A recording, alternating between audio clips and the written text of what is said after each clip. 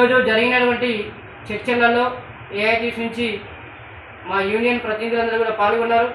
అలాగే మేనేజ్మెంట్ నుంచి జీఎం గారు, అలాగే పిఎం గారు, అలాగే ట్రాన్స్పోర్ట్ యాజమాన్య తరఫున ట్రాన్స్పోర్ట్ యాజమాన్యం అంటే ప్రవీణ్ రావు గారు, జితేందర్ గారితో పాటు స్థానిక సిఐ నరేంద్ర గారు, అలాగే తిరియాని ఎస్ఐ రమేష్ గారు కూడా వీళ్ళ ఆధ్వర్యంలో ట్రాన్స్పోర్ట్ కార్మికుల వేతనాలు పెరగాలని చర్చలు జరిగినాయి.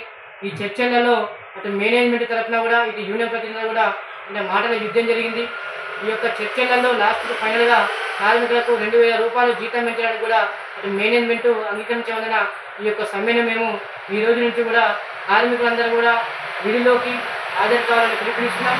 ఈ యొక్క గత 4 రోజుల నుంచి కూడా సమ్మెలో పాల్గొని విజయవంతం చేసినటువంటి రోడ్ ట్రాన్స్పోర్ట్ కార్మికులు, డ్రైవర్లకు, ట్రైనర్లకు కూడా ఏఐటీస్ తరఫున ప్రత్యేకమైన అభ్యంతరం తెలియజేస్తూ, అలాగే దీనికి సహకరించినటువంటి మేనేజ్మెంట్కు, అలాగే పోలీస్ డిపార్ట్మెంట్ గారికి, అలాగే ప్రెస్ అండ్ ఎలక్ట్రానిక్ మిత్రులందరికీ కూడా అంటే కృతజ్ఞత తెలిసినాం.